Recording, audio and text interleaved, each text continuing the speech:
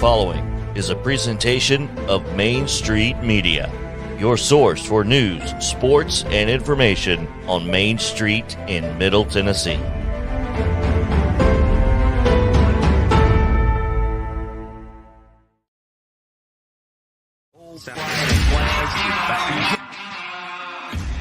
Years of the best sports talk in Middle Tennessee, featuring Tennessee Radio Hall of Famer George Plaster, Tennessee Sports Hall of Fame coach Watson Brown, and Young Guns Billy Derrick and Michael Cindric. And now, here's your host, George Plaster.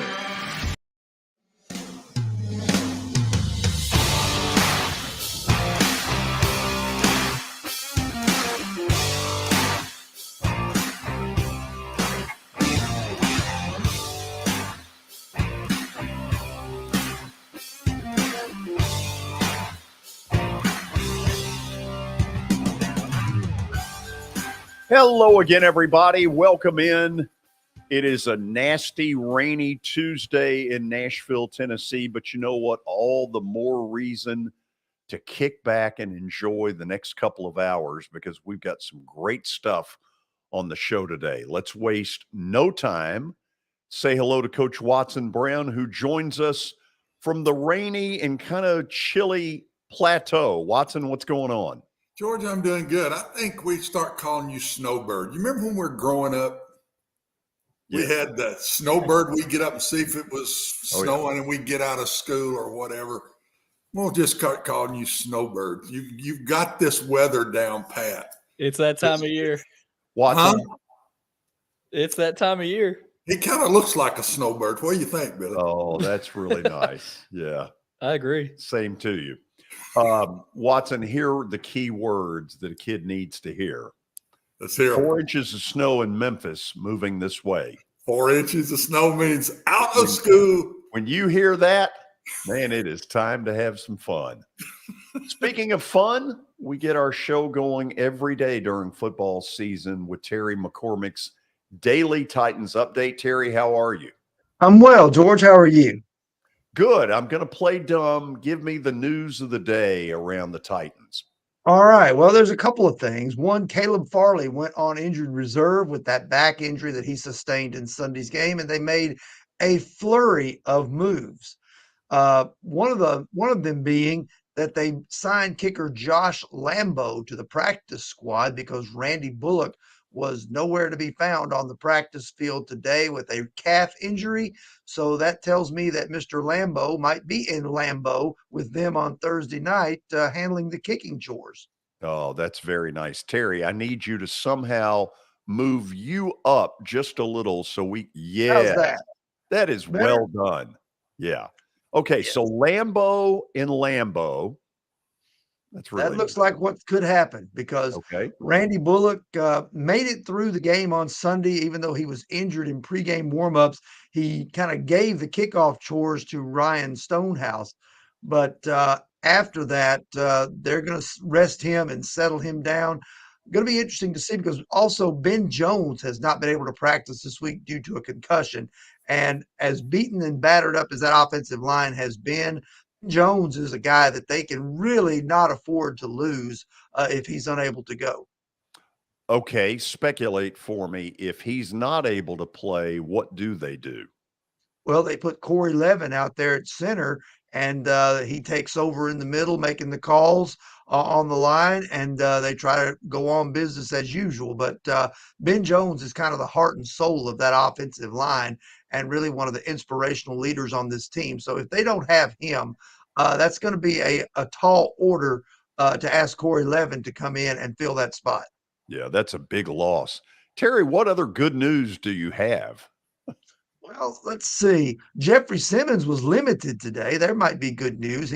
He's hoping to play on Thursday night. We talked to him in the locker room, and he said that he is getting better. He felt better because he was able to – he actually stayed at home and stayed off the ankle on Sunday rather than coming and watching the game at Nissan Stadium. So he's looking to get back out there if he possibly can. Also, Mike Vrabel's next win will be his 50th as the Titans head coach. So This would be his 80th game all overall, and this includes postseason games. This would be his 50th win when he gets his next victory, and that would make him only the third coach in franchise history to get to 50 wins. The other two being, who do you want to guess? Oh, let's go Bum Phillips. There's one. Bum got there in 83 games. I'll tell you who it is not. Ed Biles. It is not Ed Biles. No. But it's someone that was here for a long time that you know pretty well. Yeah, it would be Jeff. That's right. Yeah. And Jeff got there in 93 games. Vrabel could potentially, if they win Thursday night, get there in 80 games, which would be the fastest any coach in franchise history has got to 50 wins. Pretty impressive, actually. That's a good report, Terry. Appreciate it as always. All right. Have a good one, guys. You behave until tomorrow. I will try. That's Terry McCormick with a full face on his daily Titans update. Yeah, we finally got that a little adjustment to make there on Terry. That's good on you, George. That Titans update has been sponsored by the Justin Tucker team with Platinum Realty Partners. They are proven to be trusted with your most personal asset. The Justin Tucker team, Middle Tennessee's most trusted team in realty. Give them a call at 615-906-8458. Also, Sumner Funeral and Cremation. They are sharing their family with yours in your time of need, now with 2 convenient locations in Gallatin and Hendersonville, and also online at sumnerfuneral.com. All right, let's get this update started with what a performance by Lipscomb last night, George. That was a crazy finish in the Battle of the Boulevard. Oh, and yeah. We do have the footage here. So let's sort of set this. Well, okay, it'll set up on its own. There's your back door, there's your bucket, and there's your Battle of the Boulevard going to the team in yellow.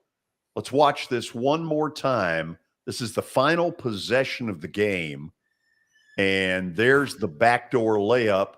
Watson, exactly the way you would expect a rivalry game to end up. Yeah, and I like them like that with those two, George. I don't know that we understand how lucky we are to have 2 basketball schools of that caliber in the city that are arch rivals and close.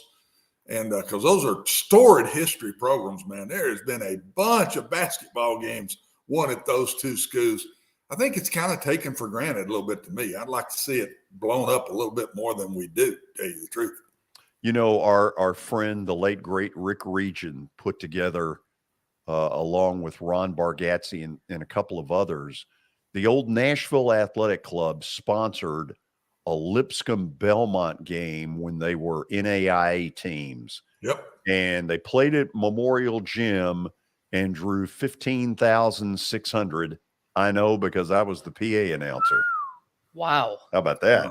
I just think we take it for granted, man. That's the background of those 2 schools and the coaches that have gone through the number of wins by certain coaches that have gone through those 2 places. I don't think there's a city that'll have it much better. There are some with 2 rivals in cities, but man, that's pretty neat. Oh, you're absolutely right. What else you got, Billy? Speaking of having it much better, the Preds could be having it a little bit better right now. They are struggling. They did get back on track a little bit, though. They beat the Rangers on Saturday, but they will play tonight at home against Minnesota, 7:00 puck drop on ESPN+. So can they keep it going, George? I don't know. I can't figure this team out right now. About the time you say, okay, a foot forward, then they take 2 back. There has been the only consistency thus far has been their inconsistency. But Watson, at some point, they're going to have to turn it on. I think it's pretty quick. You can't keep getting further down, George. You get into the spring, and it's hard to catch up, man, when you get too far. So they got to get it going pretty quick. I feel a sense of urgency myself. I hope the team does, because I'm getting nervous about them. This is a game they need to win tonight, 7:00 at Bridgestone. Same thing for Vandy. They got to get off their schneid. Tough 0-2 start. Commodores coming off a brutal loss against Southern Miss at home on Friday. They were a 17-point favorite in that game. What went on Friday night's ridiculous. We haven't talked about it yet. Southern Miss is not very good at all. That's a bad loss.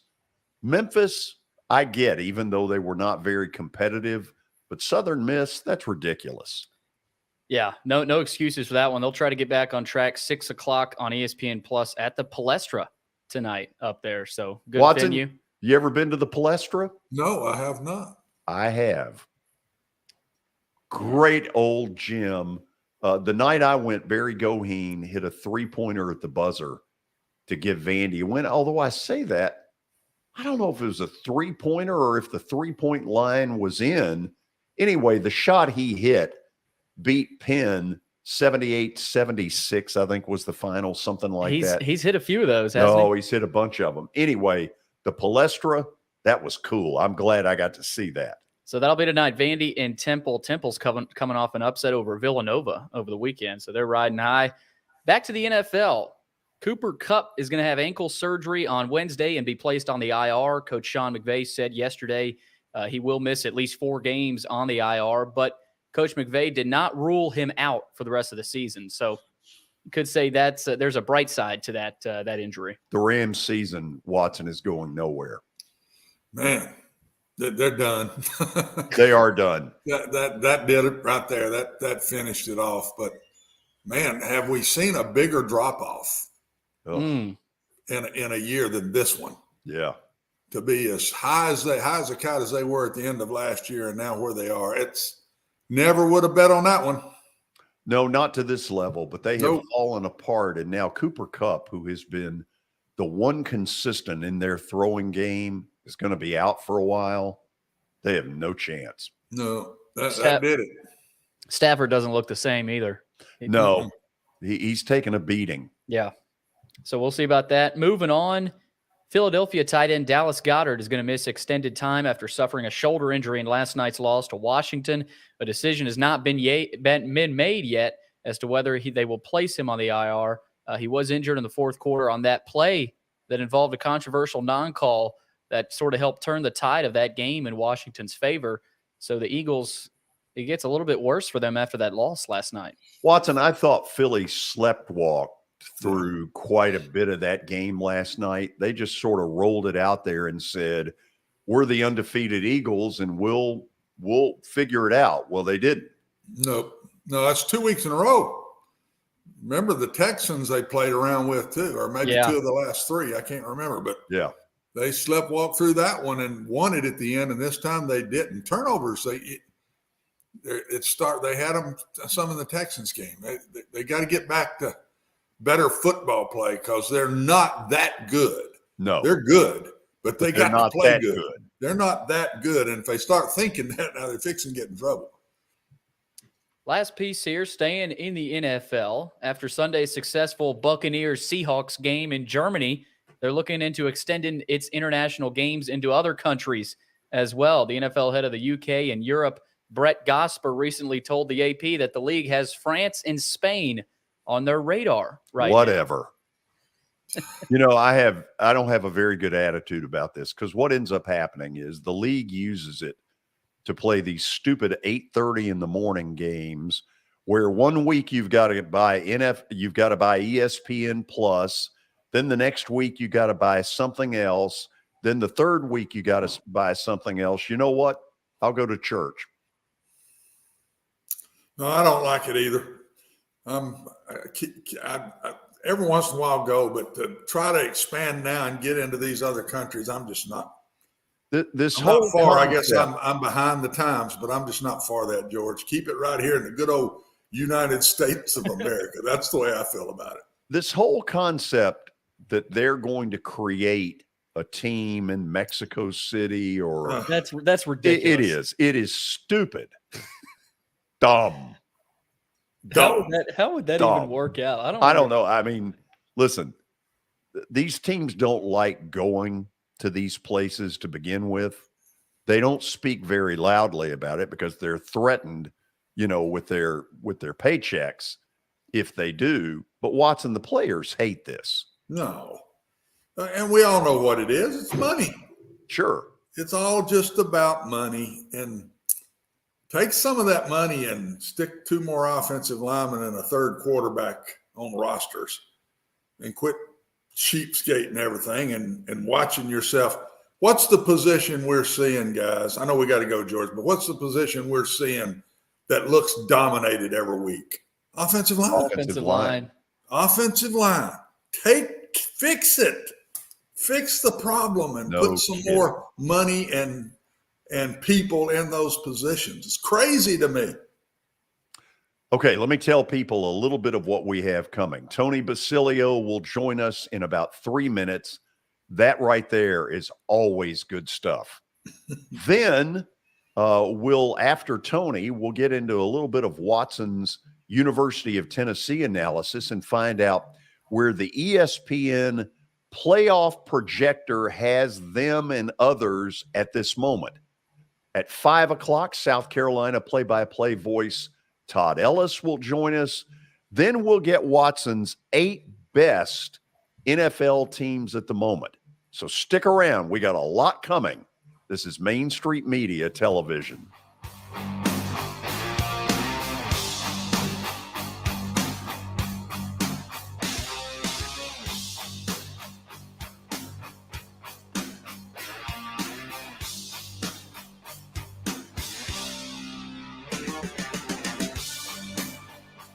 Buying or selling a home can be a very personal experience. Why not go with the team that receives nearly all of their business from referrals? Clearly a trusted name in real estate. The Justin Tucker team with Platinum Realty Partners has sold more than 500 homes in the last 7 years. Voted best in Sumner County multiple times. Proven to be trusted with your most personal assets. Call the Justin Tucker team with Platinum Realty Partners at 615-906-8458. The Justin Tucker team with Platinum Realty Partners, Middle Tennessee's most trusted team in realty.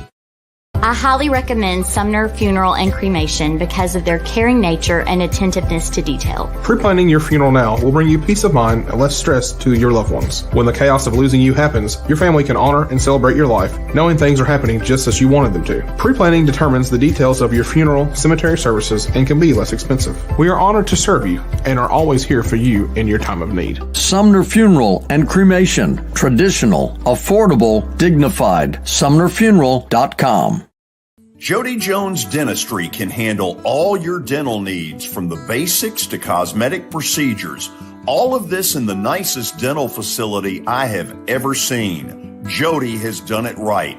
They're located conveniently at 55 Music Square East, and for an appointment, it's simple. Dial 615-259-5100 and tell them Plaz sent you.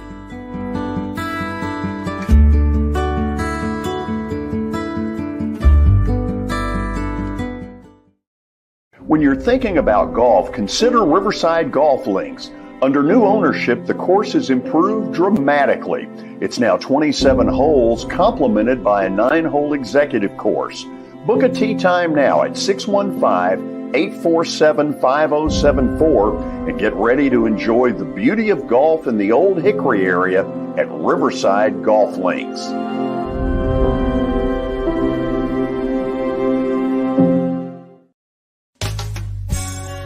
I'm Bart Durham.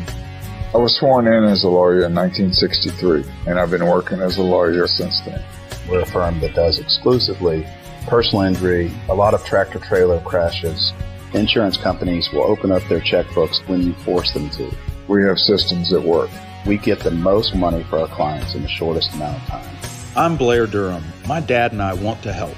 Give us a call at 615-242-9000. This is Eric Berner with Rockcastle Wealth Advisors. I help people in the pursuit of making their money live as long as they do. People hire me because I use a customized, individualized, and personal approach for the person I'm working with. Everyone's situation is different. If you've lost a spouse or a parent and want to make sure your inheritance is utilized and does not just disappear, I can help with that. Call me at 615-235-1058 or email Eric at rockcastlewealth.com.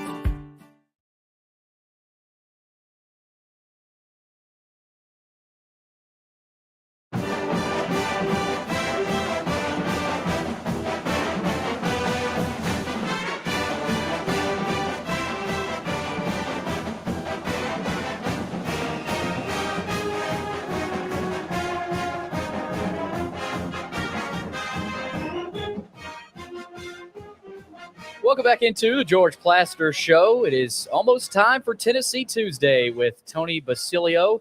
It is powered by Complete Service Heat and Air, as well as direct radon mitigation. So that's what we've got for Tony Basilio. Complete Service Heat and Air. They do service and repair on heating and air the right way. 24/7 service. Call them at 615-797-3997. They serve Cheatham, Davidson, Dixon, Hickman, Humphreys, Montgomery, and Williamson counties.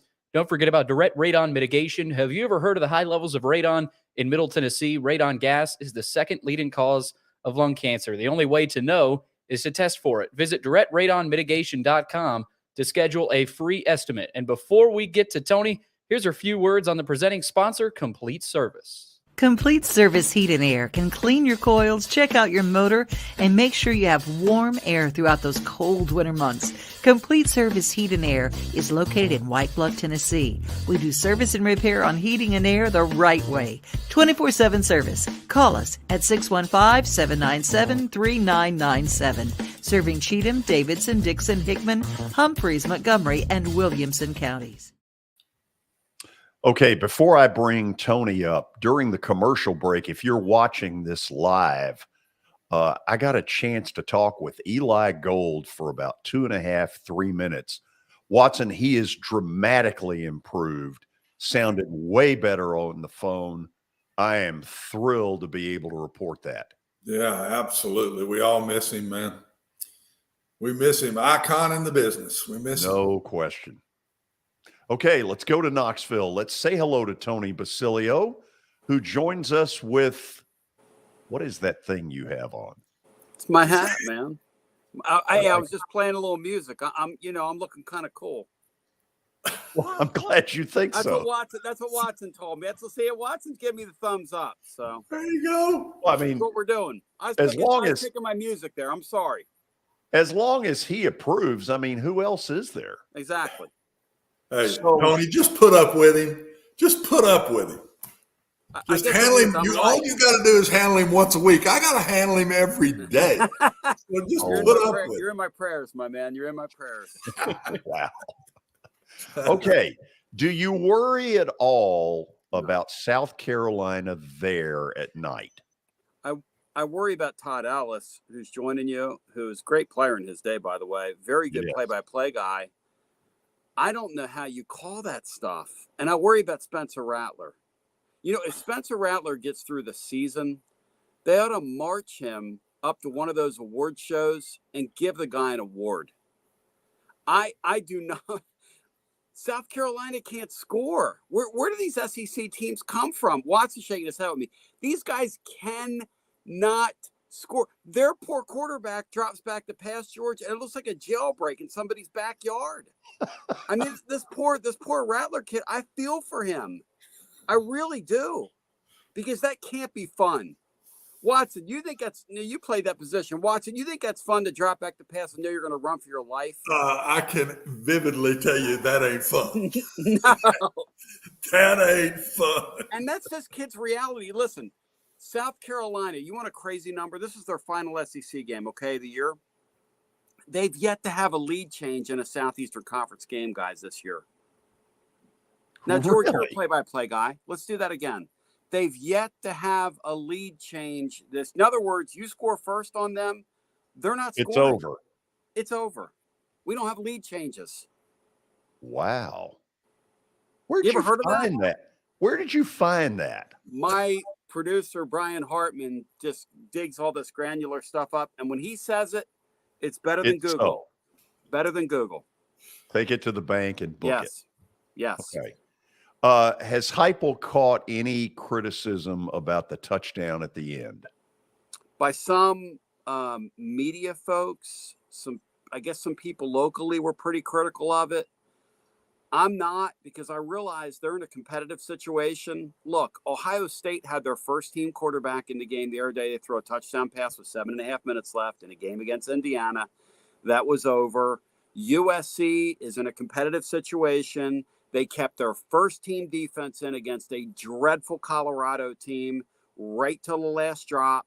They had their offense in the game. They threw 8 passes in their last drive to score their last touchdown to cover a 35-point spread. So, I mean, if you're asking me personally, do I like it? Not really. But it's the box they've put these coaches in, and they're all going for style points. I mean, it flies in the face of the football that we all grew up on, but it's the reality of the time, and it's where we are. Watson, take this and run with it and then go where you want. Aren't these committee guys smart enough to ignore that? Well, they should. The style points ought to stop at a certain point to me, Tony. Yeah. Whether it's 52 or 66 shouldn't matter. I mean, and I really don't think it does to those guys. I think it's strength of schedule more than how bad you beat somebody. Mm-hmm. If you beat LSU like Tennessee did bad, or LSU beats Alabama in a very small piece, it's still a win and a loss. I mean, it's right. And I look at my brother at North Carolina. They have not beaten, and a lot of their fans are all upset. Why is North Carolina not getting more play? They haven't beaten a top 25 team. So it just, you can't. I think it's strength of schedule is the number one thing, not how bad you beat somebody. But you know what, guys? Why don't they come out and say that? If you come out and say that, you make the sport better, right? I mean, because now what you have is Tennessee's going to make an example of South Carolina and Vanderbilt. Till somebody tells these guys otherwise, you put them in a spot where they've got to make an example of people.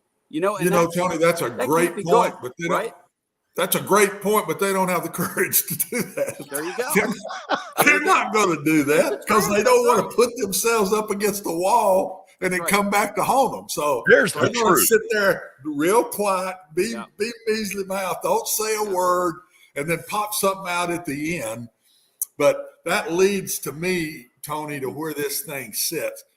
TCU's better than I thought. Very good.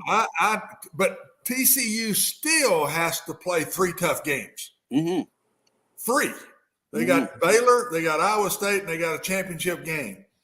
And that's none of those 3 are going to be easy. And Tennessee's sitting there playing South Carolina and Vanderbilt. Right.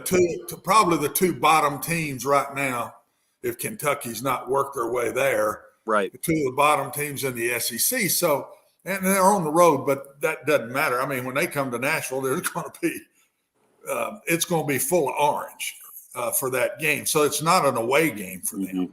So I still think Tennessee's in the catbird seat here.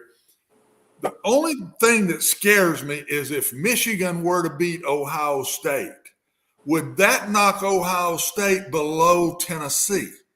I'm not sure it would. That's the one thing that I get a little nervous about for Tennessee, Tony. George, you're kind of a numbers guy, and I'm not, okay? But what I would love to know is what's your criteria? Because what this playoff committee does from week to week is they just float around and they're whimsical. Oh, they make and up. Who knows? Stuff. Who knows what they're going to do, guys? I mean, first of all, they don't have a formula like basketball. Those basketball guys sit in a room and they go, okay, here's our formula. We follow Ken Pom. We follow this. We follow that. It was RPI back in the day. Whatever it is, at least it's a formula. These guys go 1 week TCU's 7. The next week we put them at 4 because they're playing Texas on national television. The reason we said they were 7 hadn't changed in a week. They haven't played anybody. And I'm not saying that TCU doesn't belong in there. But to your point, Watson, when I watch the Big Ten and I look at their teams and you look at their teams and George looks at their teams and the people viewing us look at their teams, I mean, ask yourself a question. I think the Big 12 is a better league than the Big Ten this year. I think it's as good. More quality football being played in the Big. You rattled off the schedule. Listen, you won at your TCU. You won at Texas. You go and you beat Baylor this weekend, who's pretty good. You beat that Iowa State team, who's always well coached, who's pretty good. And then you beat Kansas State in your championship game. You're playing in it. Yeah, K-State's pretty good. You're going to get to a playoff. So now we're in this Big Ten deal. And you're right, Watson. All year, Ohio State has just been seeded, gifted, whatever the word is, because they don't look like a number 2 team in America. They kind of just sort of slog around. because the truth is they're not challenged in their league. Penn State's okay, but Penn State, they haven't beaten anybody. You know why? Because there's nobody in their league to beat. I mean, it's kind of weird to say that. And look, I don't want to sound, Southern fanboy football homerish, but it's just the truth. The problem is, though, those leagues draw eyeballs, and we all know that. And this is a made-for-TV event here. So that committee is liable to do anything they want to do here in a couple weeks, guys. They're liable to do anything. Well, and throw the ACC in that, Tony, too. They can't move up. They're frustrated. Yep. But there's nobody to beat in their league. Right. I mean, right. You got nobody that you can beat to bump you up. Right. And yet the top two teams, my brother being one of them, both lost to Notre Dame. Right. When I don't think they were even ranked on when either one of them played them. Right. So this whole thing is unbelievable. And I still think there is a shot for Alabama. I swear, I think there's a shot. I will kill you with that statement. I know. I hurt you. I just stabbed you in the back. Tell us what it is. What is your route? Well, LSU is not beating Georgia. So they're out. That's 3 losses. LSU's out. They're not going to make it. So if Southern Cal, I'm not sure they'll beat UCLA this weekend at UCLA. And then they play Notre Dame. Yep. And so and then they probably going to play Utah again. If they lose one more, they're out. Mm-hmm. So that's a very strong possibility. Clemson or North Carolina could win, but neither one of them were in front of Alabama. Mm-hmm. So Alabama with 2 losses could very well end up really in the fight to get in this thing again if TCU loses. If TCU doesn't lose, it don't go past 5 teams. It won't go past the 5 that are there now. Either Michigan, Tennessee, and then if there was a second one, Michigan would get in. Now, if TCU loses now, and Michigan's going to lose, now there's 2 spots. So look out now. I'm telling you, this thing's crazy. But George, I love Watson. Don't even count Alabama out just yet. I love Watson, but he's lost it on this one. Yeah, you need to reach out to some family members. We need to intervene. Get his car keys. Hey, get his keys away from him. What are you talking about, Watson? Come on. I just got booed big time in Knoxville bringing that one up. That's not, I want you to bring it up on Friday. No, I'm not bringing it up. I'm not doing it. We're not bringing that up. It'll be the last time he ever has you on. That would do it, wouldn't it? I'll tell you what's funny about this playoff, guys, which you both will appreciate, is that being in these parts for a while, watching Ole Miss and Alabama play the other day, people are telling me that we have to cheer for Alabama, in that Alabama-Ole Miss game. And I'm saying in real time on our Garza Law 5th Quarter fan reaction program that we do, I say, no. I don't care whether it benefits Tennessee or not. I don't care. You're not doing that to me. I'm not going to root for Alabama in anything. I don't care what it means. I don't care if it helps the strength of schedule. It's kind of like Vanderbilt beating Kentucky. I mean, we took great glee in that here because it's very comical. Kentucky thought they were going to a playoff this year. Guys, they're going to lose 5 games. No. They're going to lose 5 games. I don't know. I will say this, though, Tony, to give you a little breath of fresh air. Yeah. I truly don't think it goes past Michigan. I think it's TCU 3 if they went out and Tennessee 4. If TCU uses, it's going to be Tennessee 3 and Michigan 4. I don't think it goes past Michigan, guys. I really don't. When you said that, it sounded like a commercial for Tide Pride. Oh, well, who's next? If Southern Cal loses, who's next on the board? Don't do that. Who's next on the board? North Carolina. I want anybody. Don't put Alabama in that freaking playoff, Watson. Don't do that to me. Alabama is done. They're gone. Don't do that. But guys, the other thing is going to be real interesting. So let's say you get to that and you start moving these chess pieces around. There's only a few of them.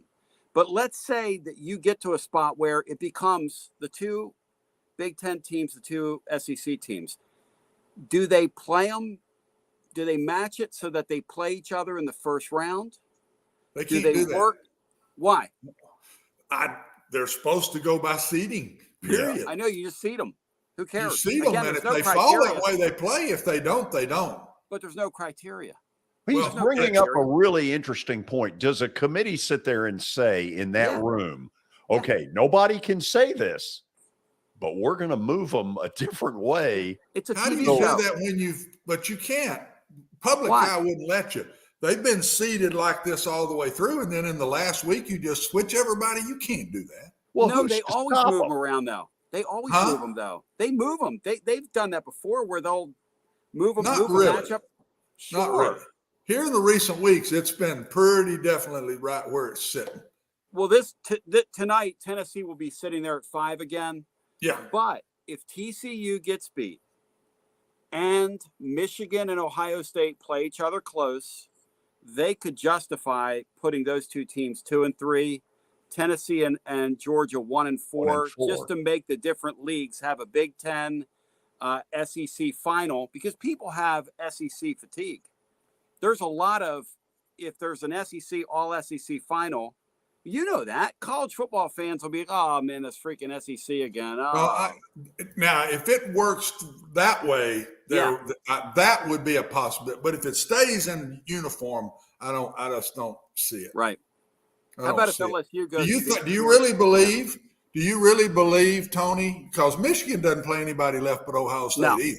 No. Do you really believe Tennessee stays in front of Michigan when Michigan loses?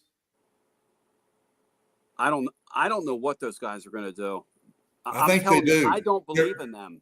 I don't believe their track record's better. Who's Michigan beat? Nobody. So Tennessee's going to stay. I'm telling you strongly, Tennessee stays in front of Michigan. If they lose to Ohio State, Michigan ain't beat anybody. They have not beat. They beat Penn State, who's mid-ranked, right? Yeah. I mean, 14, 15, somewhere in there. That's it. They're not going to beat anybody. So Tennessee is going to stay in front of Michigan. Michigan's the one that better hope TCU gets beat. You know what's weird, guys? They're the ones that better hope TCU gets beat. That Georgia team looks bored unless they're playing like somebody that's got a great team in front of them. They looked bored last week. They did it again. What if Georgia goes into that championship game knowing that they're going to the finals? They know they're going to the finals. They know they're better than everybody else. What if they sleepwalk through that game? I mean, they don't need that game to go to a playoff. Think about this for a second. They don't need that game to go to a playoff either way.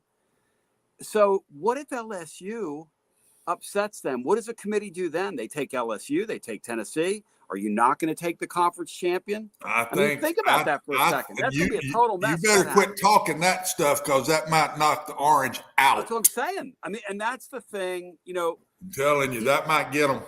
And because I'm telling you, that LSU team, they're a different animal right now. And Georgia, unless they're playing an elite team, they just they looked uninterested last week with, now they beat them. They beat that Mississippi State team, but they did the same thing at Missouri. And that's when I started thinking that boredom thought that you're bored. Yeah, they know. Yeah. So are you going to ask Watson about Alabama Friday? No. We're going to stay away from that.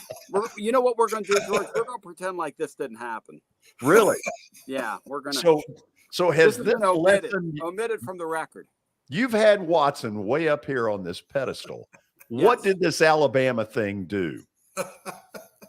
Everybody is entitled to one mistake, right? An odd take every once in a while, everybody's entitled to one mistake. That's right. But he's not called Confucius anymore. No, he still is. I quote him. You can't believe. I'll tell you what. Watson Brown knows his stuff. I mean, there are people that know their stuff, and there are people that know their stuff. This guy texted me the other night during the game. He goes, they're done. Like Tennessee, it was 28-24. Tennessee scored quickly, and he was like, here comes a run. And once the ball's, I'll tell you, this Heupel guy, that play they ran where they got their wide receiver, let's look at it in the backfield. Hey guys, it's the Bummerooski. Yeah, except it's a pass. Look how pretty that is. It's the Bomaruski wide open, but Brew McCoy and him are running wide open and against a good defense, and the game's over there. It's 28-24 right there. That game is over at that point. The closest defender is in South Carolina. It's incredible. Yeah. And speaking of South Carolina, guys, they have 2 true freshmen playing in their secondary this weekend that got confused playing against Florida. Guys, that is not a recipe for success this weekend. Tony, that is not going to be fun. There's no way they score enough points to win that game. No way. South Carolina cannot score enough football, points to win. anything can happen, but there's no way. They have no chance. No. Speaking of the South Carolina game, Tony, Tennessee is making the debut of the orange helmets on Saturday. I don't know if you've heard about that yet. That is official. Tennessee football Twitter. Yeah, they've talked about it all year, about the orange helmets. Look, I grew up a Philadelphia Flyers fan, so watching the Broad Street Bullies back in the 70s. So if you want to go out looking like the Philadelphia Flyers, more power to you. So I got no problem with that. A little orange, a little black. I got no problem with that. End this by telling people when this game is over around 11 o'clock your time. Yeah. Then what happens? Well, it's worse than that. See, because if you can see how weathered and worn I look right now, there's a reason for this. Tonight, when they announce Tennessee's name on ESPN, I'll be on here right in this studio doing a call-in show that'll be heard by, thousands of people. And these people are sick. But look, we haven't been in this spot as a fan base in forever. So in my position, why not enjoy it? Why not really enjoy this? So we're savoring every minute of it. So tonight we're going to do what we're calling a playoff supercast reveal. We get a panel in here. We talk about it, take some calls, have some fun, talk about how we don't trust the committee. Tomorrow night, we're doing a basketball post-game show after the Florida Gulf Coast game. And then Saturday, as soon as the game ends, it all happens over at tclub.team. But we're on here doing post-game stuff all year, George. And that's why I look the way I do. This is not an act. Where's your I vote piece? You've lost your I vote piece on your hat. Well, it fell off somewhere along the way. Yeah, it didn't have enough stickum. No. Tony, thank you as always. Hey, this is great stuff. Yeah, see you, Tony. Thanks for coming on, man. Thank you. Watson, I think you lost him though on that Alabama thing. Yeah, that was tough. You see what I'm saying though? Yeah. But would Clemson pass Alabama if they beat North Carolina? That's a great question. That's what I'd like to know. What would that do? Well, would they pass Alabama? Get ready, because after the break, we're going to show the ESPN playoff projector. Okay. And there's one in there that I cannot figure at all. Let's see if we agree when we come back. This is Main Street Media Television.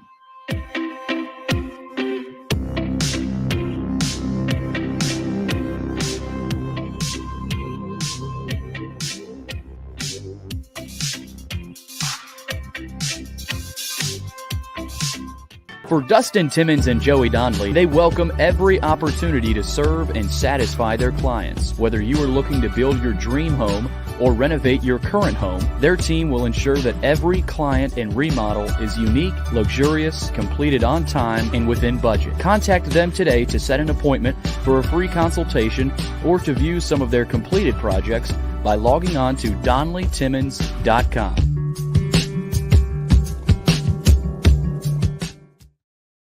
At WellSkin Dermatology and Aesthetics, we pride ourselves in providing access, innovation, and a patient experience second to none. Access to care and treatment when you need it. Innovation with medical-led cosmetics and various on-site technologies for full-service treatments with a customer experience that is calming, casual, and effective. Independently owned, providing medical, surgical, pediatric, and cosmetic dermatology and more. Visit WellSkinMD.com to schedule your appointment today. WellSkin Dermatology and Aesthetics. Access to healthier skin.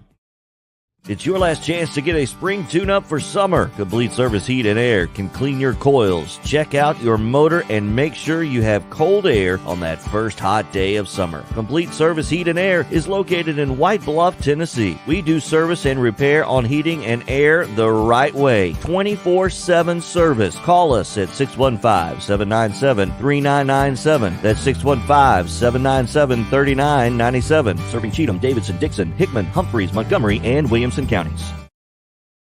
Have you heard about the high levels of radon in Middle Tennessee? Radon gas is the second leading cause of lung cancer, second only to smoking, and has no color, no taste, and no smell. The only way to know if you have radon is to test for it.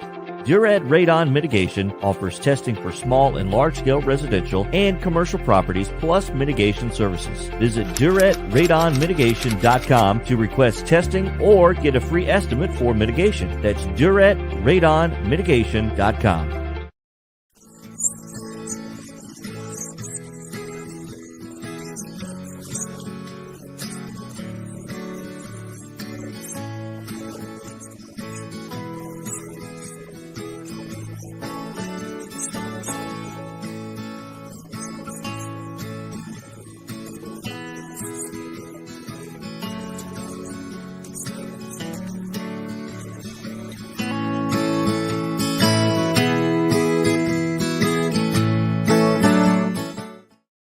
Since 1865, the First Baptist Church of Gallatin on Winchester Street has served its community by catering to the least, the last, and the lost, providing a church of welcome used by God to save the lost, transform the saved, and impact its community. As a proud multi-ethnic congregation, Pastor Derek Jackson personally welcomes you to join them in fellowship Sunday mornings at 8 in person or at 1045 in person or online at firstbaptistgallatin.org. First Baptist Gallatin on Winchester Street, serving with open arms as a true church of welcome.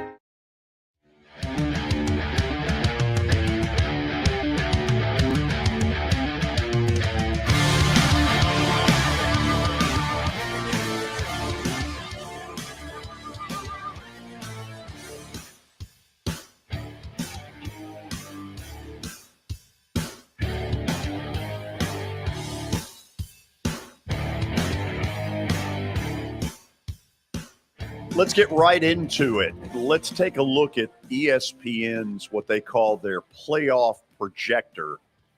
And Watson, help me to understand why Clemson has virtually the same percentage as TCU. I don't get that. No, I don't. The only thing I can figure with that is when they do this, it's who you got left to play. And they may be saying TCU's got 3 toughies, and if they lose one, then they're gonna drop out. That's probably what they mean by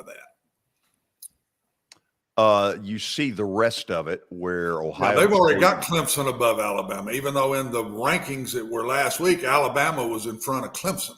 Right. I'm anxious to see tonight if that stays that way. And I'm not sure Southern Cal won't jump both of those, wouldn't you think? Yeah, you would think so. Take a look at LSU, a 1 in 20 chance. Who? LSU, a 1 in 20 chance. That's saying they got a 1 in 20 chance of beating Georgia. That's what that's saying. They're probably right about that. When you watched on Saturday, when it got to 28-24, did that send up any warning signals to you? 28-24 with who? With Missouri. Missouri?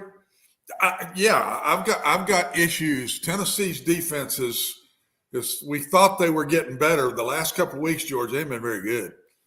And Tennessee is what I was going to bring up today, but we just never got to it with Tony.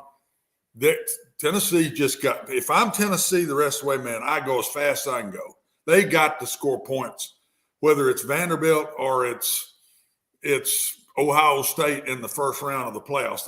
They've got to score points. Tennessee's going to give up points the rest of the way. They're just not very good on defense, and their secondary is still struggling pretty good. When we saw them against Kentucky, it did look like their defense was making some leaps. Yeah, what do you think has gone on in the regression? Well, they played a really good Georgia offense and got exposed. And then this past week, I didn't think that's the first time I've seen a piece of the Tennessee team really not look ready to play. Now, I'd like to think South Carolina, they'll come back and be a little bit more into it. But I thought that they just weren't into it. And running quarterbacks seem to bother them. They get loose on the Tennessee defense a lot. And that kid from Missouri hurt them the other day. Missouri made some nice plays. Missouri's a team it's hard to figure. I mean, one week they're pretty good on offense, and the next week they're not anything. And their defense has been pretty good all year. But their offenses, which one shows? But I'm worried about Tennessee's defense, George. I really thought they were getting better. Now I think Tennessee cannot have a bad game when they start playing the big boys, and I think they will. I think they'll get in the Final Four here. But I'm worried about their defense that they can go very far when they start playing these good teams. Watson, let me go back to Ohio State, Michigan. Yeah. Isn't Ohio State, if they lose that game, the more likely to get knocked out because they're the home team? Yeah, maybe, but their name and their I still think that don't go away. Who is it that Alabama has beat that would have them still up there that high? Who have they beat? They beat Texas, but Texas has proven to be. I mean, TCU embarrassed Texas. That game score's nowhere near what it really was. No, and so I still think that name recognition hangs around too far. So if Ohio State loses, I don't see either one of them getting in front of Tennessee, the loser of that game. But do you see that they've got Michigan with a higher percent to get in than Tennessee? Explain that one to me. Yeah, well, go back to that, Billy, if you can. Why would Michigan have a better chance than Tennessee? Tennessee's got to play South Carolina and Vanderbilt, for God's sakes. Michigan's got to go to Ohio State. How could you say, are they saying even if Michigan loses, we're going to put them in front of Tennessee? That scares me if that's the case, because I don't believe that. That might be what they're pointing to a little bit, Watson. I don't see that. Who's Michigan beat? Nobody. I mean, seriously, guys, they've beaten one Penn team State. ranked, I think. Penn State's their best win. The committee has this love affair with both Ohio State and Michigan. I can kind of see the 32% with TCU because they have the toughest schedule left of anybody on that board. They have the toughest schedule of the top five. And that said, Watson, a week ago I thought they had no chance, but they got my attention Saturday night. Don't you think they for sure go to the championship game and have to beat Kansas State on a neutral field? They're going to win the next two. And that will be hard. That's going to be the toughie right there. With that kind of pressure on you, Kansas State's pretty dadgum good now. They went to Baylor Saturday night and beat the fool out of Baylor. Yeah. So it's really going to get interesting. But can you all see? And the only way this gets past these top five is if LSU beats Georgia in the championship game. Yeah, I think you could take the first column on the left. And it's coming out of that. Other than LSU beating Georgia, and then somebody's falling because Georgia's going to get in either way. Yeah. Georgia gets in. Let's do this. We'll go to the break. Then we've got Stat of the Day coming, a visit with South Carolina play-by-play voice Todd Ellis. I think you'll find that very interesting. And then Watson's top 8 in the NFL. Are the Titans in there or are they not? This is Main Street Media Television.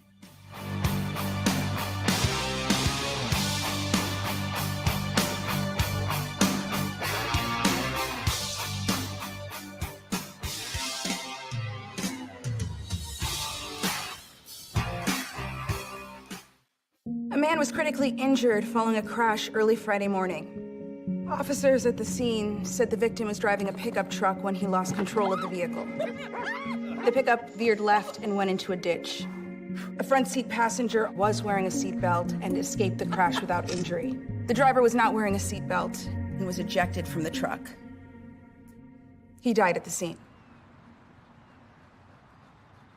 Law enforcement writes tickets to save lives. Hit After Hit has become the baseball store in Tennessee. They have over 1,000 different models of gloves and over 1,500 wood bats. They also have several Iron Mike pitching machines as well as a Hit Tracks machine. If they don't have it, you probably don't need it.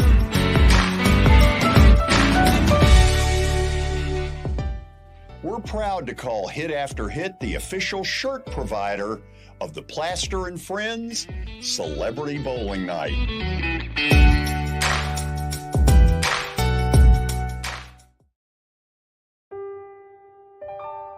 This holiday season, the largest lantern event in the country returns to Nashville Zoo. After sunset, come see more than 1,000 Chinese lanterns. All new designs including mythical beasts, a fantastical North Pole village, even a dragon soaring over your head. Welcome back to Zoo Illumination at Nashville Zoo. Bigger, brighter, and better than ever. When I made the decision to host the Plaster and Friends Celebrity Bowling Night, Strike and Spare is where I turned. And what a wise decision that turned out to be. They have 5 locations in our area with family attractions. They're perfect for birthdays, groups and corporate outings, and holiday parties. For more info, it's simple. Go to strikeandspare.com.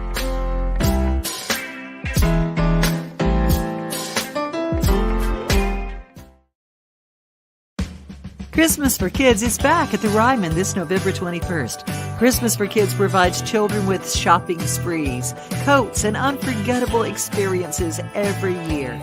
This annual fundraising concert helps bring that experience to more kids. This year is hosted by Phil Vassar and includes Chris Young. The frontman, which is Richie McDonald, formerly of Lone Star, Larry Stewart of Restless Heart, Tim Rushlow, formerly of Little Texas, Essex County, and a whole lot more. Christmas for Kids, November 21st. To purchase tickets, go right now to Ryman.com. Hey everyone, I'm John English. This is Keith Wallace, and we would like to welcome you to John English Antique Sports and Cards in Shelbyville, Tennessee. We specialize in graded and ungraded sports and non-sports cards, vintage wax boxes, and unopened cases. We have a large selection of PSA graded cards. We also specialize in old sports collectibles, baseball, football, basketball, golf, and tennis. You can find it all at John English Antique Sports and Cards. We are happy to be associated with Nashville's greatest sports antique, George Plaster.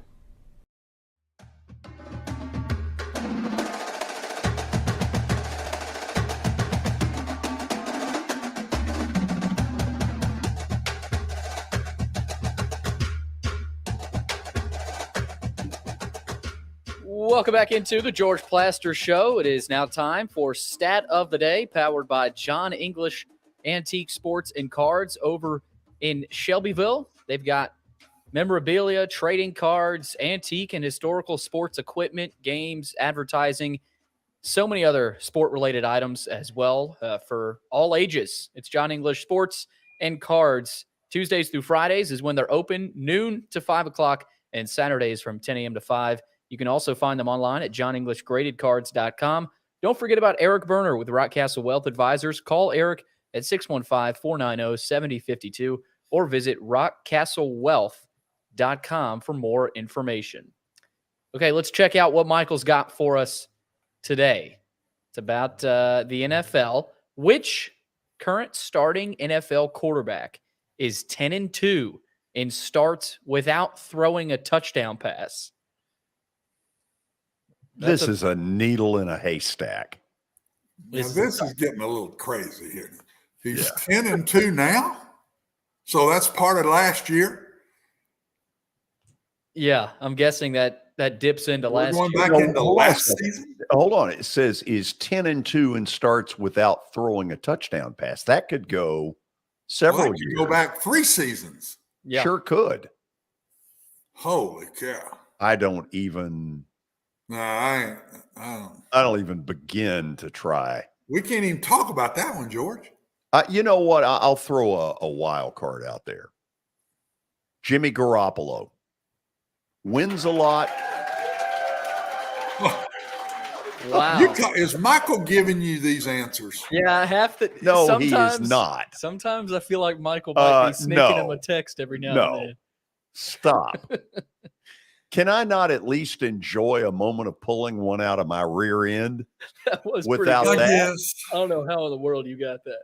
Well, think about it. I mean, look, not that it was necessarily going to come up this way, but they run the fool out of the ball. Yeah. They win a ton. His winning percentage is a lot better than his popularity in the Bay Area. So, I don't know.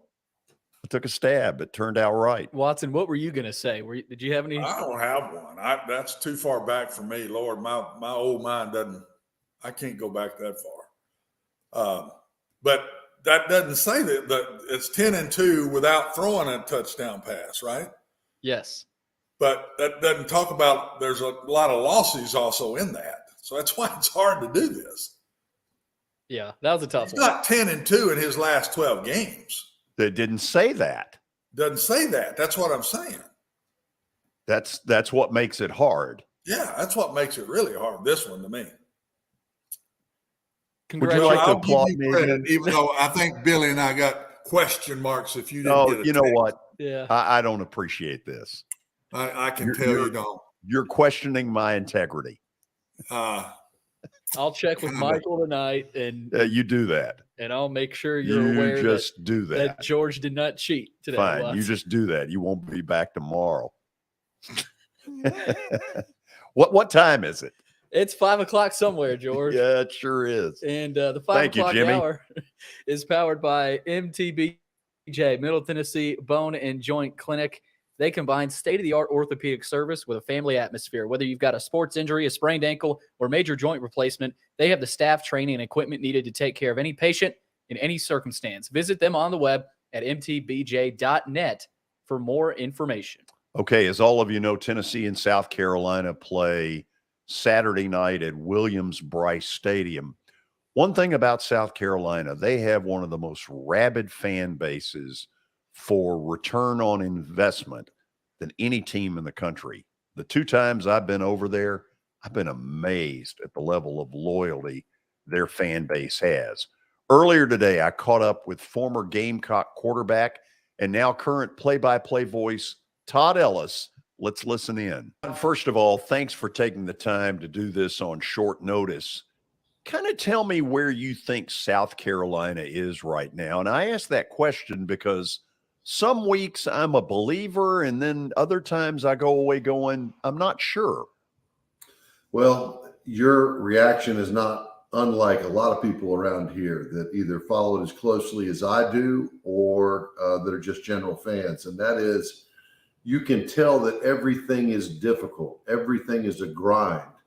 What you're seeing is some games in which that grind results in good play, 3 phases of the football team executing and finding some way to win. And in other weeks, man, Missouri this year, certainly Florida as well, down in the swamp a week ago, it just looked bad.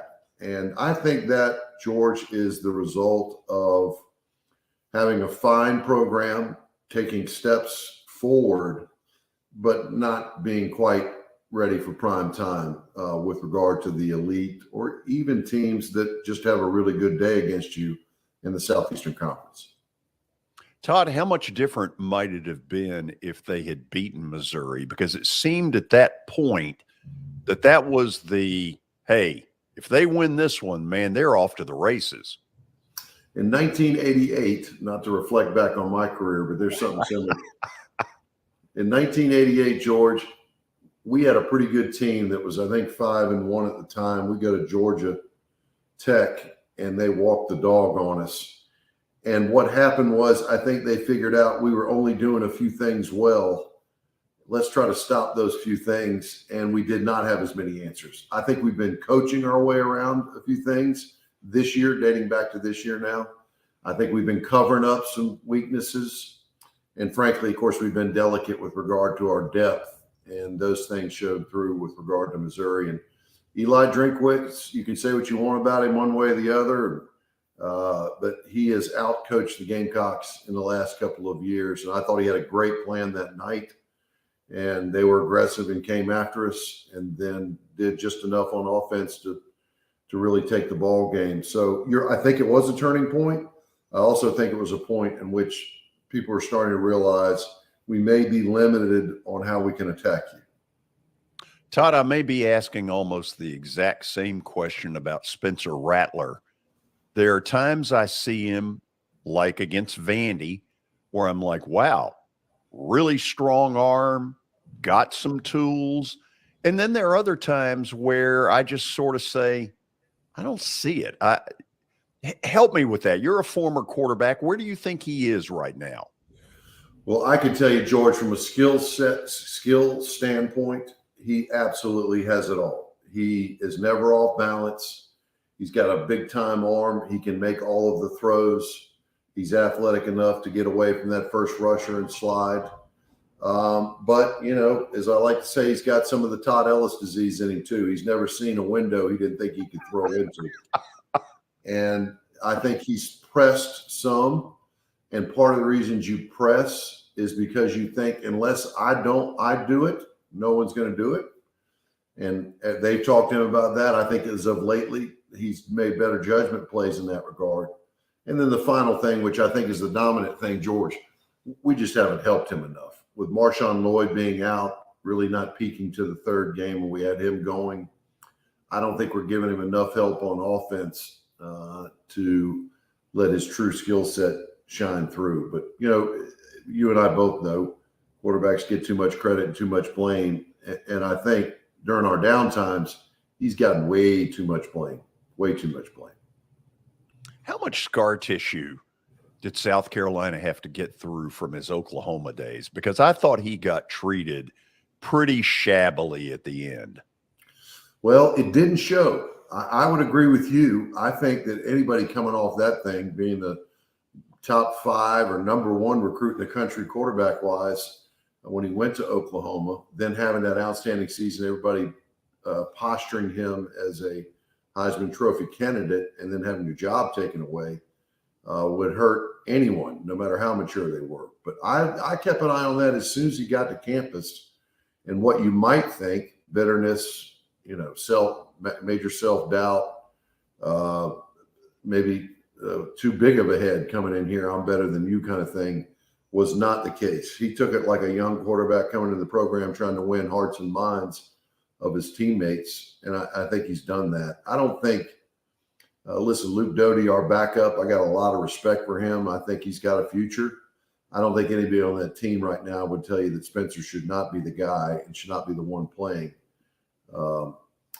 He can, if we will play well around him, he can get us the wins. And frankly, in some of the cases this year, he's done so. But I'm with you.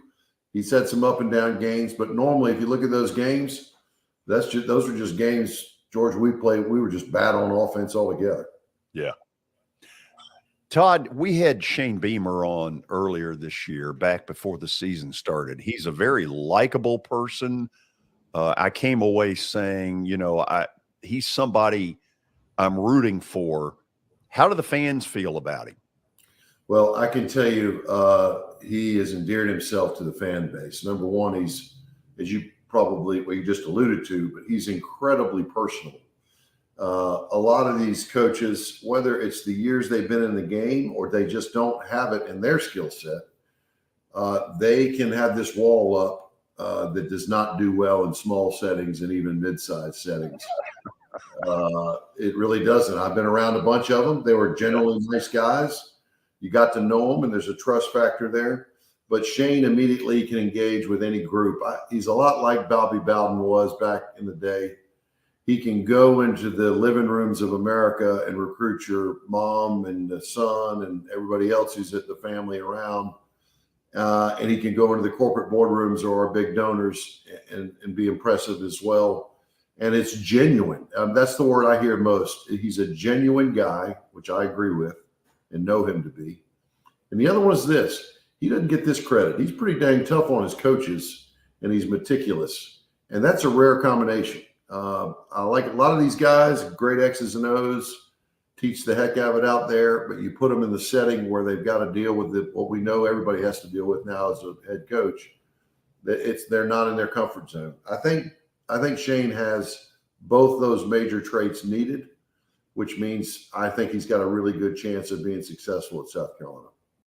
Let's get to Saturday when they take on Tennessee. And obviously in this area, there's a lot of excitement for what they've done.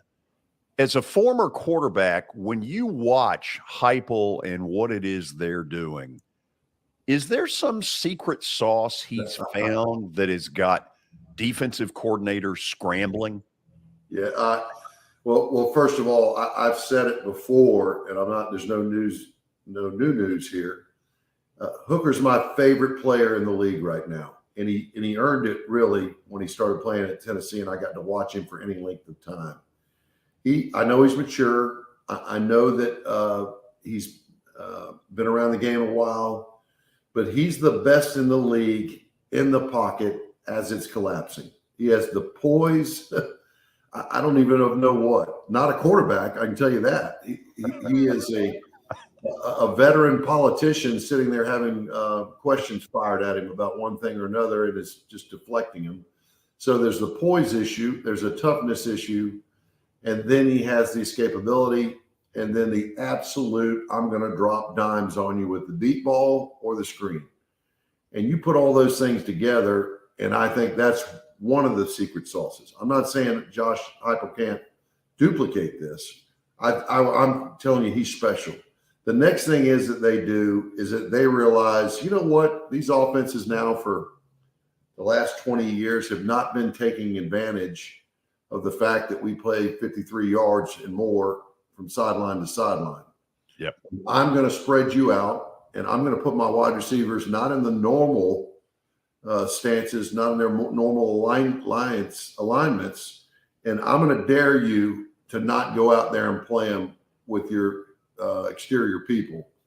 And if you don't go out there, I'm going to throw a wide receiver screen on you, and then I'm going to double move you to go and make plays down the field. If you go out there, I'm going to run the football with my quarterback and my running backs. And it's simple. I think it takes brilliance in play calling. It still does. And then Hooker's the difference too, because, everybody now is playing like we do. We have these big, tall corners. We're putting them out there on an island.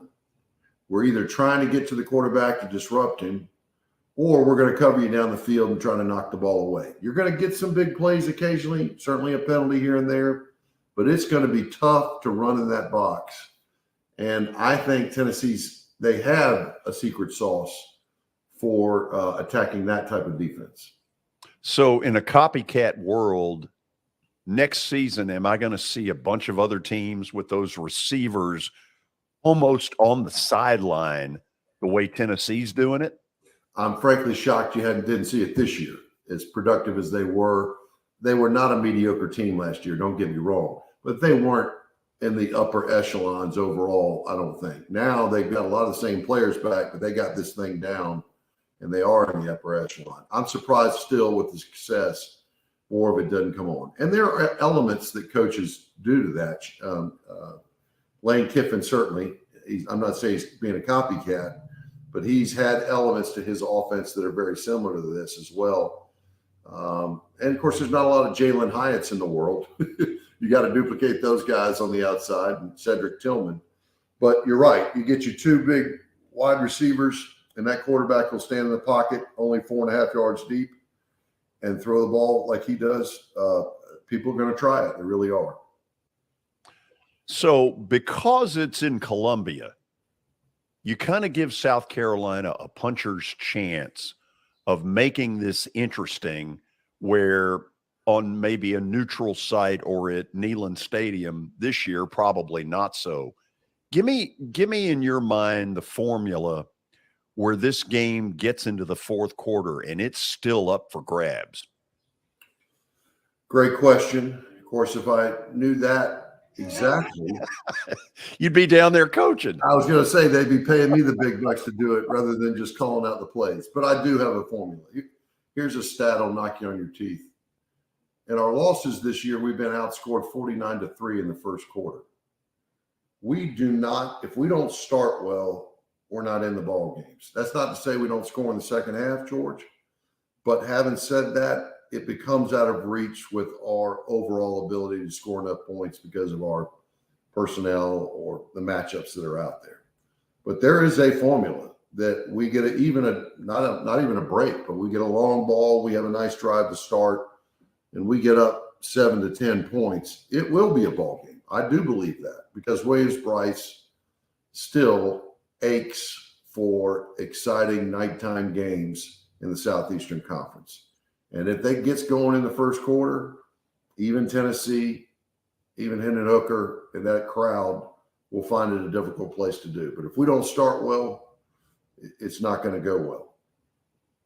Hey, I really appreciate your taking the time to do this. I knew it'd be a great interview, and it was. Todd, thanks for the visit. George, great to be with you as always. South Carolina, play-by-play voice Todd Ellis. I almost called him just the quarterback, but it's safer upstairs, isn't it?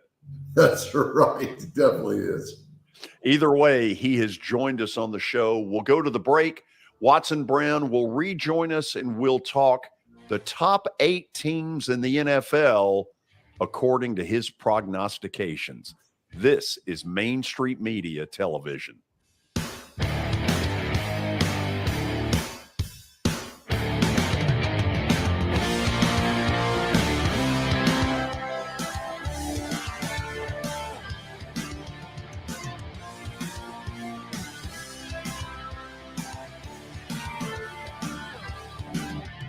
Buying or selling a home can be a very personal experience. Why not go with the team that receives nearly all of their business from referrals? Clearly a trusted name in real estate. The Justin Tucker team with Platinum Realty Partners has sold more than 500 homes in the last 7 years. Voted best in Sumner County multiple times. Proven to be trusted with your most personal assets. Call the Justin Tucker team with Platinum Realty Partners at 615-906-8458. The Justin Tucker team with Platinum Realty Partners, Middle Tennessee's most trusted team in realty. I highly recommend Sumner Funeral and Cremation because of their caring nature and attentiveness to detail. Pre-planning your funeral now will bring you peace of mind and less stress to your loved ones. When the chaos of losing you happens, your family can honor and celebrate your life, knowing things are happening just as you wanted them to. Pre-planning determines the details of your funeral, cemetery services, and can be less expensive. We are honored to serve you and are always here for you in your time of need. Sumner Funeral and Cremation. Traditional, affordable, dignified. SumnerFuneral.com. Jody Jones Dentistry can handle all your dental needs, from the basics to cosmetic procedures. All of this in the nicest dental facility I have ever seen. Jody has done it right. They're located conveniently at 55 Music Square East, and for an appointment, it's simple. Dial 615-259-5100 and tell them Plaz sent you.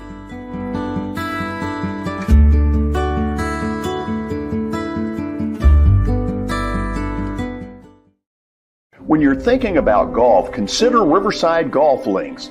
Under new ownership, the course has improved dramatically. It's now 27 holes, complemented by a 9-hole executive course.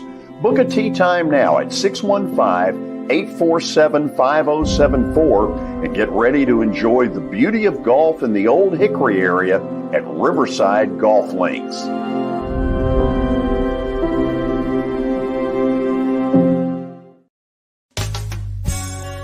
I'm Bart Durham.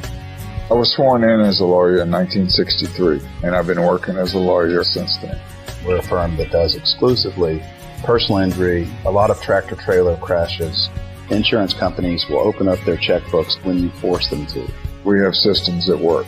We get the most money for our clients in the shortest amount of time. I'm Blair Durham. My dad and I want to help. Give us a call at 615-242-9000. This is Eric Berner with Rock Castle Wealth Advisors. I help people in the pursuit of making their money live as long as they do. People hire me because I use a customized, individualized, and personal approach for the person I'm working with.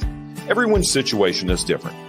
If you've lost a spouse or a parent and want to make sure your inheritance is utilized and does not just disappear, I can help with that. Call me at 615-235-1058 or email Eric at rockcastlewealth.com.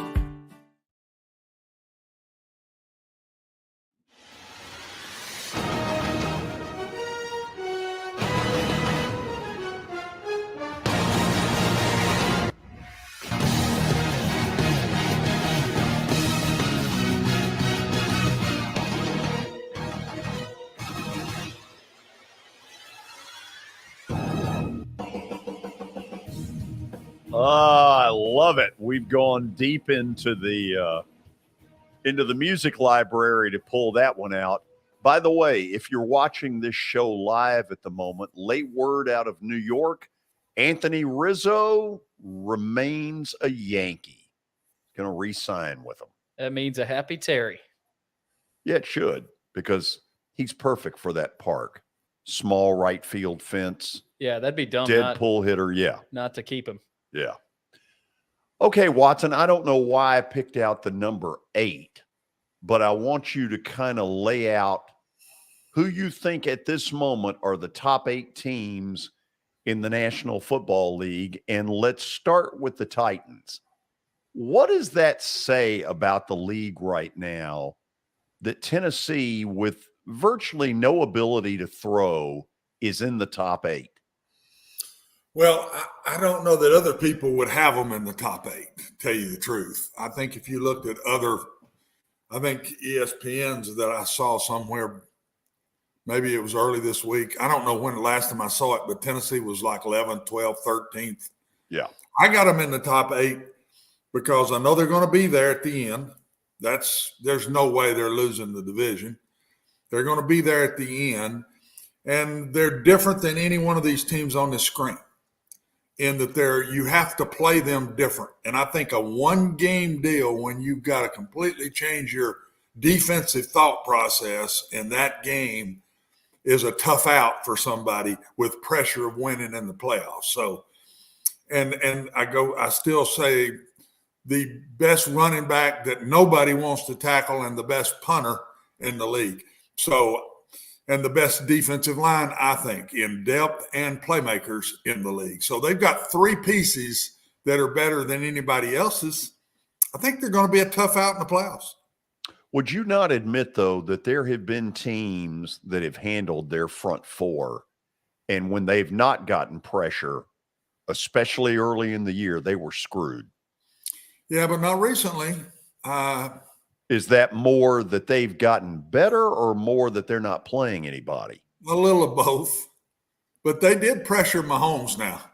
We didn't pressure Josh Allen in game 2 at all. He just had a field day back there. But since that game, we've been a lot different up front. And we did pressure Mahomes, even though they still passed for nearly 400 yards, I think 300 and something. So, but I still say, George, I'm not sure any one of the 7 would want to play Tennessee style with that big 22 sitting back there. Right. And knowing we've got the great punter that they know they're going to have to go long distances. And we shorten games. That you don't get the number of plays when we're playing our game. The game is a lot shorter. The scores are lower, but Tennessee don't care. They don't care if they beat you 17-13. And so I just think I put them 8 because I just think they're different than any of the other 7 in front of them in the way they play. Are we supposed to believe that Tampa Bay has just snapped their finger, scored a touchdown against the Rams at the end, where who knows what the Rams were doing defensively, and now all of a sudden everything's fixed, and Julio is, for the first time in 3 years, coming out of witness protection and actually contributed on Sunday? I couldn't believe it. Yeah, you may not agree with this one, but I put it 7 just for the same exact reason of Tennessee. They're going to win the division. The division's awful. Right. The Saints are bad. The Falcons are bad. Charlotte's bad. I mean, Carolina's bad. The division's just like the 2 worst divisions. These 2 are in. They're going to play, and anytime you got Tom Brady, when it gets down to 1-game deals, when you just, okay, we win 1, then we got to win another one. I can't go against him till he tells me not to, and he's still making plays. That win that when they came back and beat, who was it? They beat with Bears? No, who was it? The Rams. The Rams. When he came back in 55 seconds, you've got to go 70 yards, no timeouts, pulls it off. I mean, I don't know if another quarterback in the league could have done that. And I think their defense is slowly starting to get healthy and get better. They've been banged up a bunch. Now, they've lost a lot of people. I don't think they'll win it this year. I do put them in the top 8. Buffalo is a team that is number 6 in your deal, but truthfully at the end could be number 1. Yeah. Watson, are they ever going to be good enough on defense, though, for me to buy that number 1 thought? The defensive line is close to Tennessee's. They're going to outscore you to beat you. They're so beat up. They're not even close to the team that played the Titans back in week 2. Now, if they get all those back, and what I read is they will as this year goes on, and Josh Allen gets healthy as the year goes on, I think they'll be there at the end because you got to outscore them. They're going to score points. What did they lose, 33-30 in this last one? I mean, They're going to score points. And they do have a really good defensive front. And I'm not sure they'll win it all because their defense might not be good enough and their running game might not be good enough.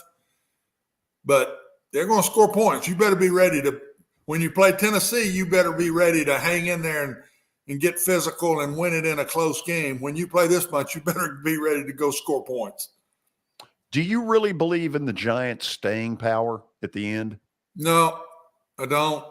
I think that sooner or later I don't think they're as good as they played. I think he's coached them unbelievably well. It all started with going for 2 against Tennessee. Yeah. To win the game. Man, they jumped all over him. I'm talking about the players. Yes. They said, all right, man, this is what we've been looking for. But if that doesn't work, we might be saying something different right now. Might be 25th. But I'm not sure that it didn't work, that he had the courage to do it. I mean, it's his first game as an NFL head coach. It's gutsy. And he goes for 2 at the end against the number 1 ranked team in the AFC the year before. So I don't think they're as good. Barkley is unbelievably good. I've said all year long, Derrick Henry is the best back in the league. Barkley's close in a different style, but he's pretty close to Derrick Henry. And hard for a kid that size to do what he does and stay healthy. But, man, he's good. I don't think the Giants are as good as we got them right now. But how could you not put them up there the way they're winning games? Yeah. And Jones is just kind of quietly doing his job, getting not throwing interceptions. He's not turning everybody the ball up. over. Yeah. He's using his feet to make some plays. They're just playing good football. They play – when you watch them, you say, this team's fun to watch. They're well coached. They don't make a lot of mistakes. They don't lose their poise. They hang in every game and find a way to win it at the end. I could not put them there, even though I'm not sure I believe they are the 5th best team in the league. But I think they are right now. They've got some dudes on that D-line too. They're young dudes. Yeah. They're young. That's a very young team. I think they're going to stay good and do nothing but get better as time goes on now. Watson, Miami is really an interesting story. They're 7-3. They deserve a lot of the accolades they're getting. But when they have to go to cold weather, whoever, in late December and January, can they do it? That's always been the issue. But the Dolphins that year, they went undefeated, did. So, I mean, it can be done. I like this team. I'm not sure it's not the most dynamic offense in the league. I'm talking about skill player-wise. Right.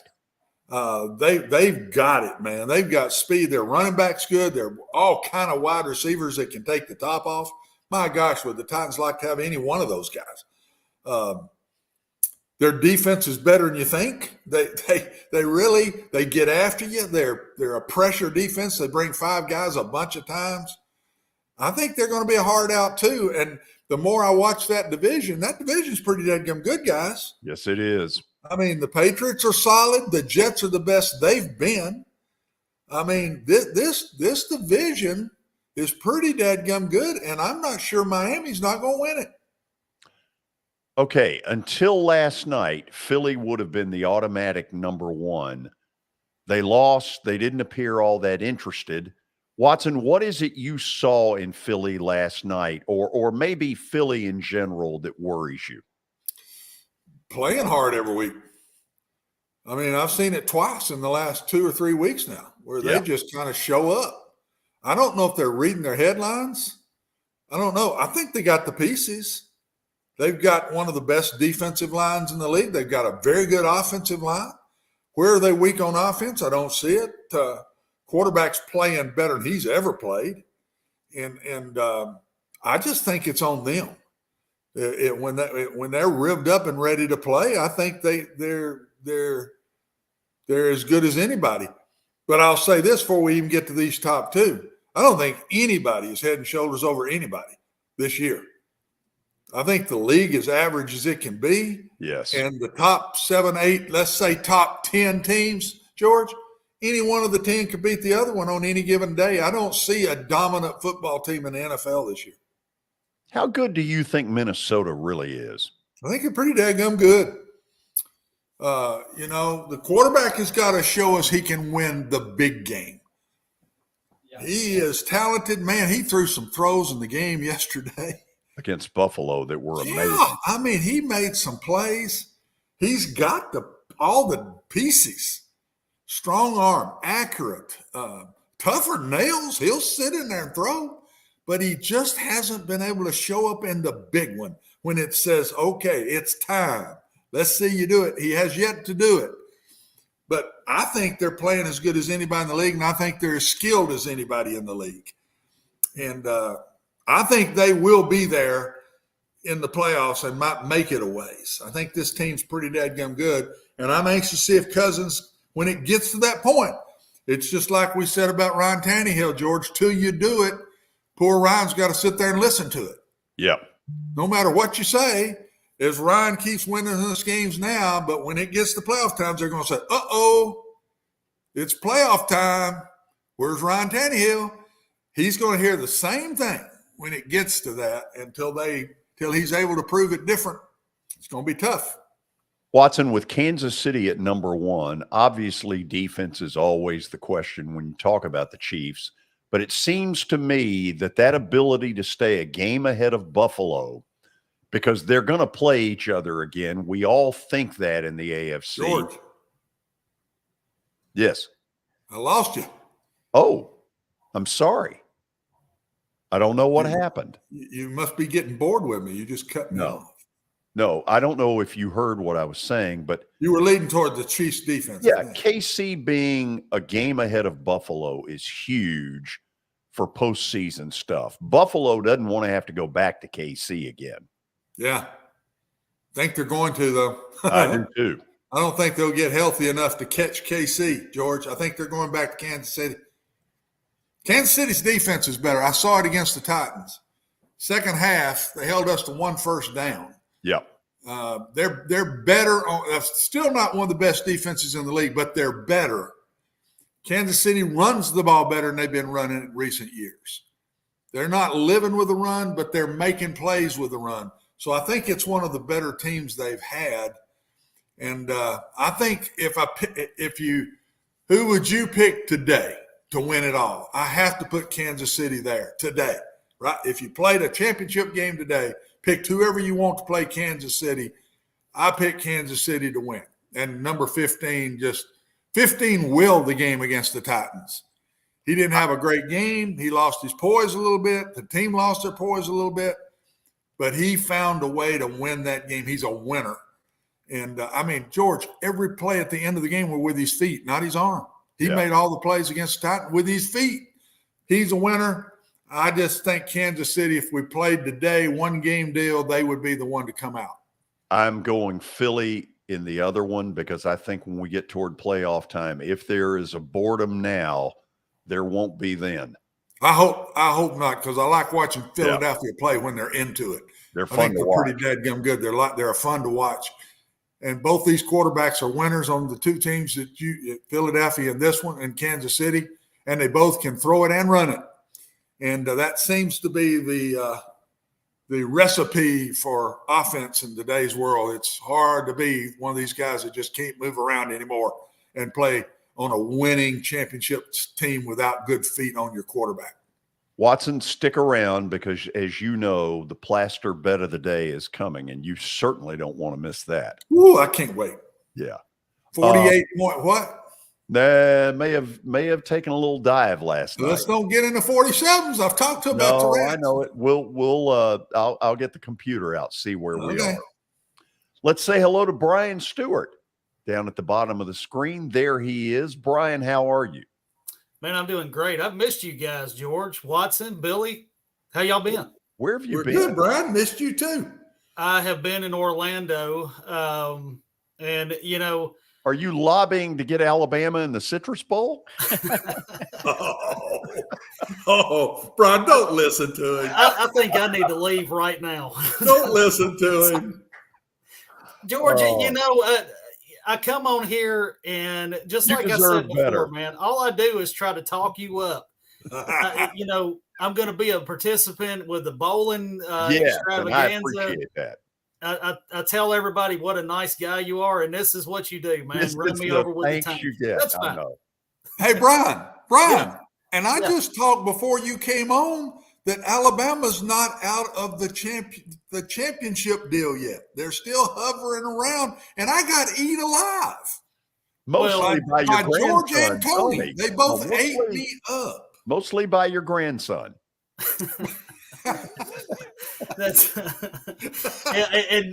that's I really hope that you're right, Watson. I really do, because it broke my heart that LSU knocked us out. I mean, and let's give all credit to LSU. They played a great game. They won that game fair and square, but it really hurt to lose that game, because the potential of Alabama, everybody knows what kind of athletes they put on the field week in, week out. We know if they played that game 10 times, I would take Alabama 8 out of those 10 times. But it's just unfortunate. They lost, and they put up a great game against Ole Miss. And, I know the Governors are not going to give them much of a run this weekend. Austin Peay's, it's just it's let's go P.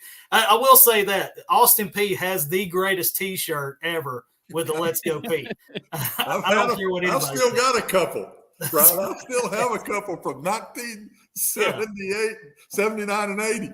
I mean, we have to. Yes, go ahead. You want me to give you something that'll make you feel better about me? Yes, go ahead.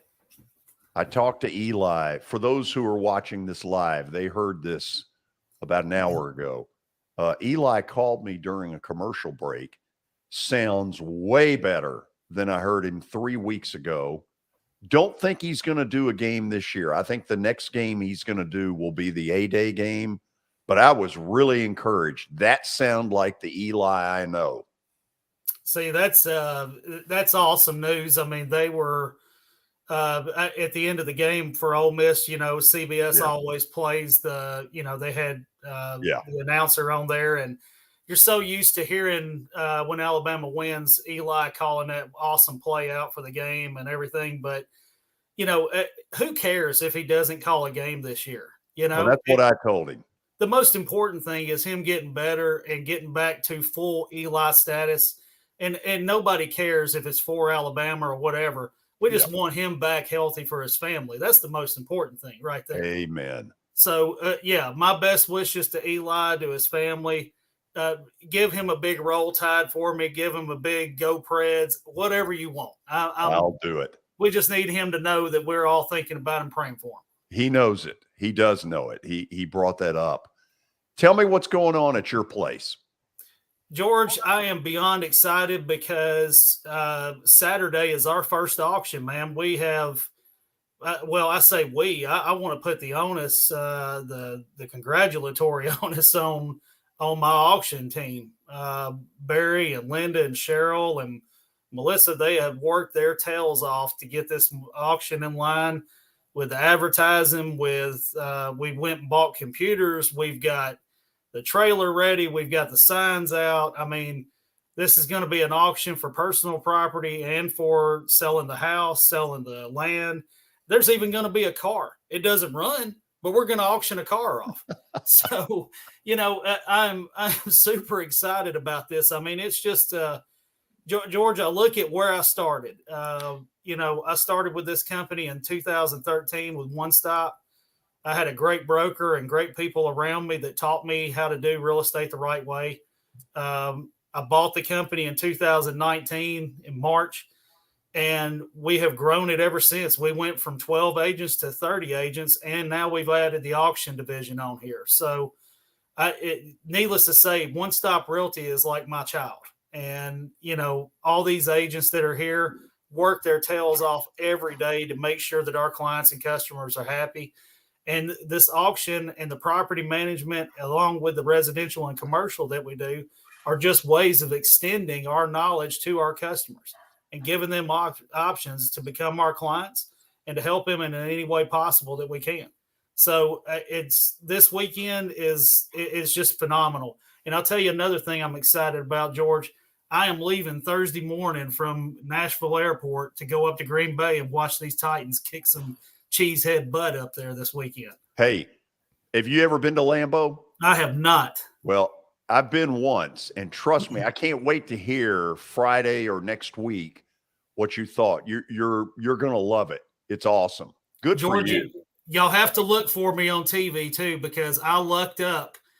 You won't believe this, but I looked at Ticketmaster on the best available tickets. This was back in July, and I ended up with section 119, which is the 50-yard line, row 2, on the end seats right behind the Titans bench.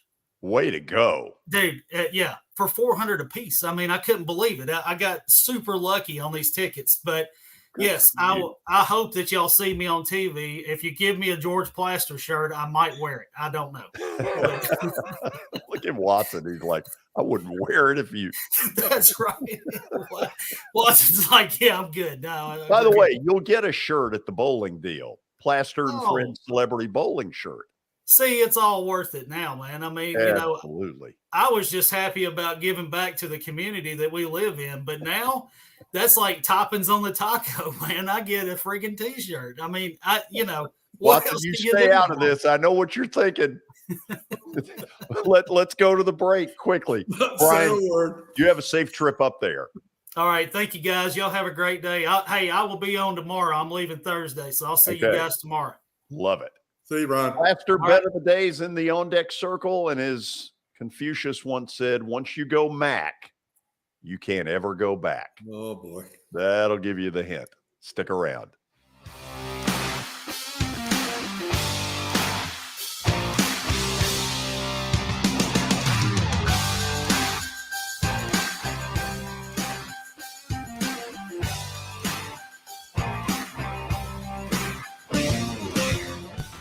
After Hit has become the baseball store in Tennessee. They have over 1,000 different models of gloves and over 1,500 wood bats. They also have several Iron Mike pitching machines as well as a Hit Trax machine. If they don't have it, you probably don't need it.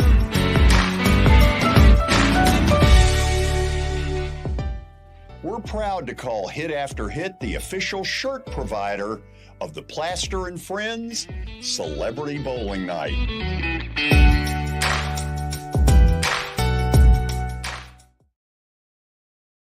A man was critically injured following a crash early Friday morning. Officers at the scene said the victim was driving a pickup truck when he lost control of the vehicle. The pickup veered left and went into a ditch. A front seat passenger was wearing a seatbelt and escaped the crash without injury. The driver was not wearing a seatbelt and was ejected from the truck. He died at the scene. Law enforcement writes tickets to save lives. This holiday season, the largest lantern event in the country returns to Nashville Zoo. See more than 1,000 Chinese lanterns. Welcome back to Zoo Illumination at Nashville Zoo. Bigger, brighter, and better than ever. When I made the decision to host the Plaster and Friends Celebrity Bowling Night, Strike and Spare is where I turned. And what a wise decision that turned out to be. They have 5 locations in our area with family attractions.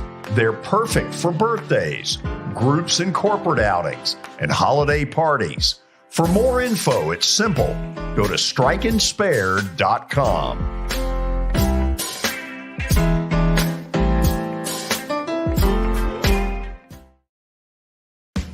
Christmas for Kids is back at the Ryman this November 21st. Christmas for Kids provides children with shopping sprees, coats, and unforgettable experiences every year. This annual fundraising concert helps bring that experience to more kids.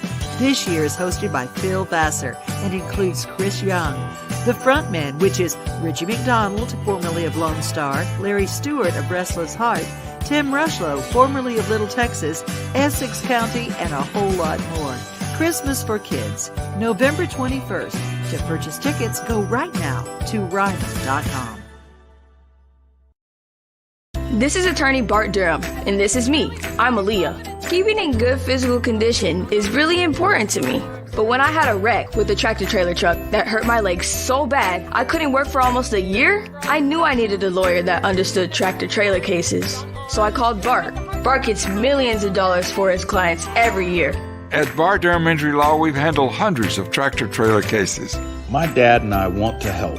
Give us a call at 615-242-9000.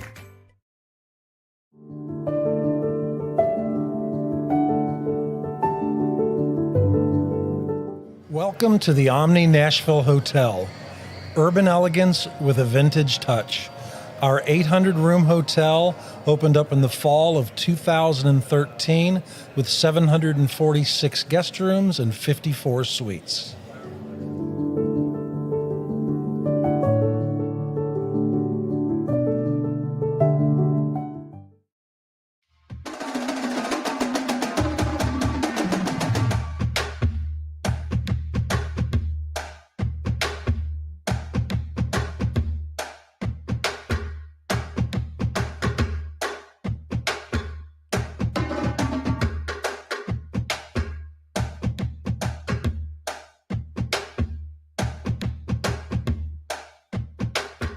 Welcome back into the George Plaster Show. It is now time for Plaster's Bet of the Day, powered by Bart Durham Injury Law. Since 1975, Bart Durham has aggressively protected the rights of a broad range of victims of car accidents and personal injury in both Tennessee and Kentucky.